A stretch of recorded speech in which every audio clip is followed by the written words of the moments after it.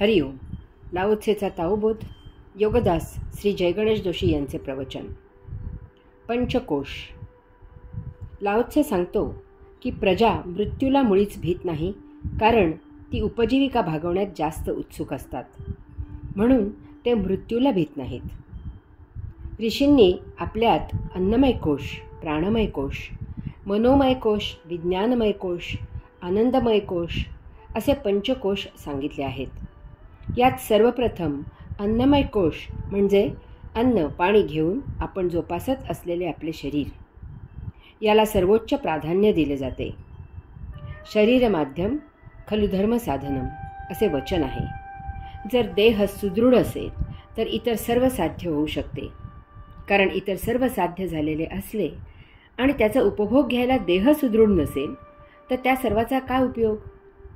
भरपूर वैभव आहे, परंतु निद्रानाश आहे, खायचे पथ्य आहे, देह जरा जर्जर झाल्यामुळे कुठे बाहेर फिरायला जाता येत नाही, ज्ञानेंद्रिये कर्मेंद्रिये अधू झालेली आहेत, काय उपयोग त्या वैभवाचा?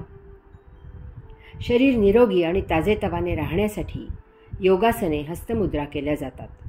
शरीर निरोगी आणि सक्षम असेल तर उत्साह असतो, जीवित राहण्याची उर्मी असते.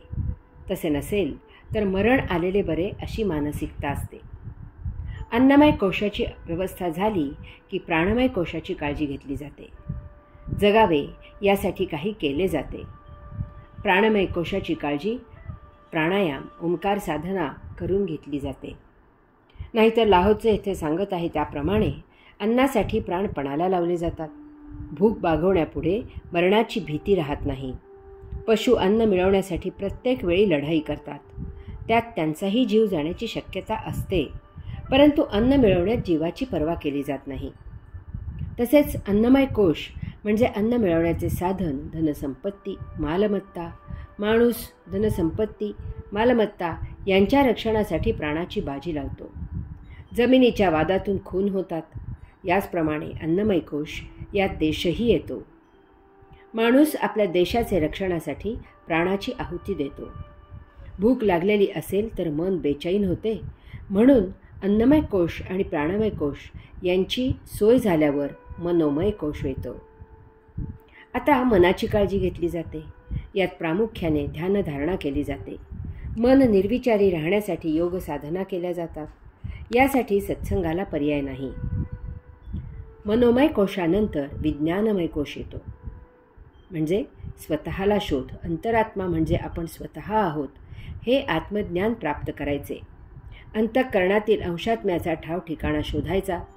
येथे ध्यानात सखोल उतरायचे आणि समाधी साध्य करायची. यानंतर शेवटी आनंदमय कोश म्हणजे आपण स्वतःच परमात्मा आहोत याचा साक्षात्कार. आपण परमात्म्याचाच अंश आहोत हे विज्ञान आपल्याला प्राप्त होते. अंतरात्मा आणि परमात्मा यांचा योग जुळून येतो. येथे जीवन कैवल्यानंदी होते. आधी पोटोबा. लाओत्से सांगतो की प्रजा मृत्यूला मुळीच भीत नाही, कारण ते उपजीविका भागवण्यात जास्त उत्सुक असतात, म्हणून ते मृत्यूला भीत नाहीत. आधी पोटोबा भरलेला असावा लागतो, तरच मग सर्व काही शक्य आहे. आधी पोटोबा मग विठोबा असे म्हटले जातेच. आधी भोजन असेल तर मग भजन शक्य आहे, नाहीतर भुकेजल्या पोटी काहीही सुचत नाही की रुचत नाही. पोटात भूक असेल तर कसले चिंतन आणि कसले मनन, फक्त चिडचिड होते. भजन करायला, जीवित राहायला, प्राण धारण करायला, श्वास घ्यायला, ध्यान लावायला, समाधी साध्य करायला देह तर सुदृढ हवा ना. एरवी ते शक्य नाही. परंतु येथेही महत्त्वाचे लक्षात घ्यायचे आहे की अन्नमय कोश हा अत्यावश्यक अशा अन्न पाण्यासाठीच सांगितला आहे. येथे वासना आणि कामना यांना थारा नाही, कारण त्या कधीही पूर्ण होत नाहीत. त्यांना तृप्त करू लागलात तर कितीही पुनर्जन्म झाले तरी आपली गाडी अन्नमय कोशातच सदा अडकलेली असेल.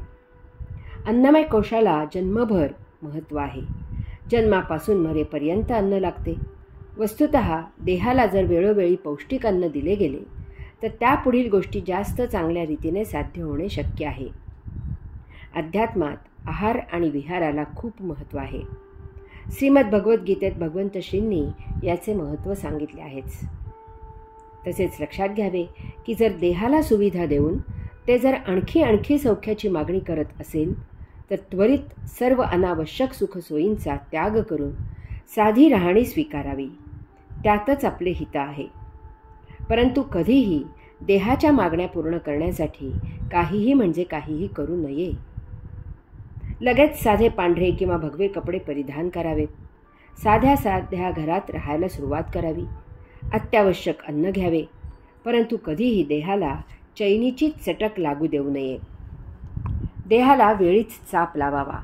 कारण देहाचे चोचले पुरवू लागलात तर लगेच मन जागे होते आणि ते आपला ताबा घ्यायला पाहते. साधारणपणे देहाच्या आहारी गेलेला मनाच्या आहारी जायला वेळ लागत नाही.